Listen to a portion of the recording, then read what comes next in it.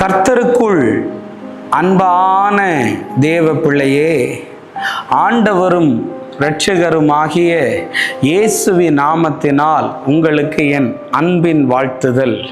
நீங்கள் எல்லாரும் நல்லா இருப்பீங்கன்னு நான் இயேசுவின் நாமத்தினால நம்புகிறேன்.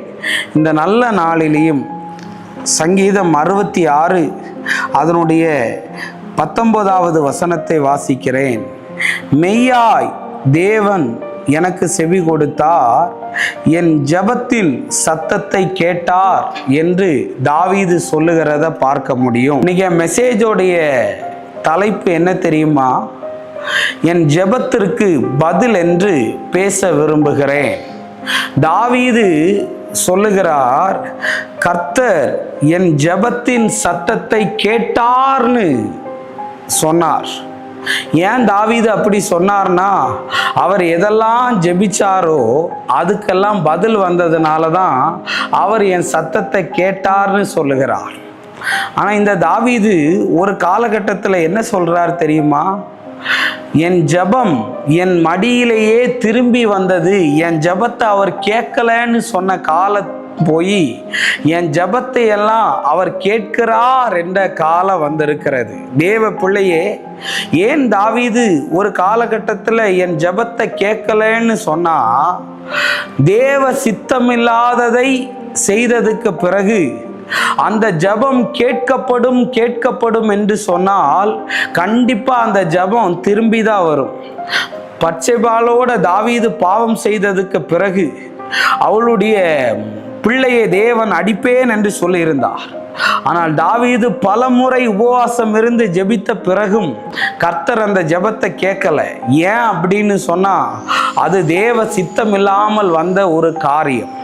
அநேக நேரத்தில் உன் ஜெபம் கேட்கப்படாம இல்லை, தேவ சித்தம் அல்லாத காரியத்தை நீ கேட்டு விட்டு அதை தேவன் எனக்கு தரவில்லை, தேவன் அதை எனக்கு தரலைன்னு சொல்லி நீ டிப்ரெஷனாக போகக்கூடாது. தேவனுக்கு தெரியுங்க எந்த ஜெபத்துக்கு பதில் தரணும், எந்த ஜெபத்துக்கு பதில் தரக்கூடாதுன்னு. தேவனோட நடக்கிறதுனால நான் சொல்றேன், அவர் எனக்கு ஏதாவது தேவையா இருந்தா, என் பிள்ளைக்கு இது தேவைன்னு தெரிஞ்ச உடனே, நான் கூப்பிட்ட உடனே எனக்கு பதில் வந்துடும். அதனால தான் தாவீது சொல்றாரு, கர்த்தர் என் ஜெபத்தை கேட்கவில்லை என்று எழுதல, என் ஜெபத்தின் சத்தத்தை கேட்டார்னு.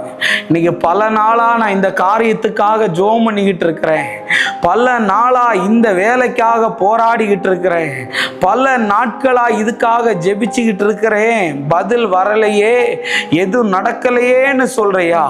தாவீதோடைய ஜெபத்திற்கு பதிலை கொடுத்த ஆண்டவர், நீ எந்த காரியத்தை கேட்டுக்கிட்டு இருக்கிறையோ அந்த காரியம் இன்னைக்கு பிசாசு தடுத்து வைத்திருந்தான், ஆனால் இயேசுவின் நாமத்தினால் அந்த தடை உடைவதாக, இயேசுவின் நாமத்தினால. தானியேல் ஜெபிக்க ஆரம்பிச்ச போதே கட்டளை வெளிப்பட்டது போல உன் ஜெபம் கேட்கப்படும், சோர்ந்து போகாத. சில நேரங்களில் நம்ம நினைச்ச நேரத்தில் பதில் வராது, ஆனால் நினைக்காத நேரத்தில் பதில் வரும். தேவ பிள்ளையே, அது ஆச்சரியமா இருக்கும், அது அற்புதமா இருக்கும். என் வாழ்க்கையில எல்லாம் சில நேரங்களில் தேவன் அமைதியா இருப்பதை பார்த்து புலம்பின நாட்கள் உண்டு, தேவன் எதுவுமே செய்யலையேன்னு கஷ்டப்பட்ட நாட்கள் உண்டு, ஆனா வருத்தத்தோட இருந்த நாட்கள் எல்லாம் உண்டு. ஆனா தேவன் அந்த காரியத்திற்கெல்லாம் பதில் தரும்போது என்னுடைய இருதயம் ஆனந்த களிப்பாய் துள்ளி ஆர்ப்பரிப்பாய் தேவனுக்கு நன்றி சொன்ன நாட்களை நான் அறிந்திருக்கிறேன். அந்த அனுபவத்திலிருந்து சொல்லுகிறேன், தேவன் உன் ஜெபத்தை கேட்பார், தேவன் உன் கண்ணீருக்கு பதில் தருவார், உன் புலம்பலை அவர் ஆனந்த களிப்பாய் மாற்றுவார். உன் ஜெபத்திற்கு பதில் வரும், கலங்காத. வேலைக்காக கேட்கிறையா, ப்ரமோஷனுக்காக கேட்கிறையா? அன்னாள் ஜெபிச்சாள், அவ என்ன ஜெபிச்சாலோ அதுக்கேற்ற பதில கர்த்தர் கொடுத்தார். 1 மடங்கு கொடுக்கல, 7 பிள்ளைகள். ஆண்டவர் அப்படிப்பட்ட அற்புதத்தை செய்வார். கவலைப்படாத, நல்லா இருப்ப. ஜெபம் பண்றேன். அன்பான ஆண்டவரே, இந்த நேரத்திற்காக நன்றி சொல்றேன். ஆண்டவரே, என் ஜெபத்துக்கு பதில் வரல அப்படின்னு கேட்குறாங்க. அந்த பிள்ளைகளுக்கு அதனுடைய வெளிப்பாடு என்ன என்பதை காண்பித்து கொடும். தடைகளை எல்லாம் மாற்றும். இயேசுவின் நாமத்தில் வேண்டுகிறேன் நல்ல பிதாவே. ஆமேன், ஆமேன். God bless you. கர்த்தர் உங்களை ஆசீர்வதிப்பார்.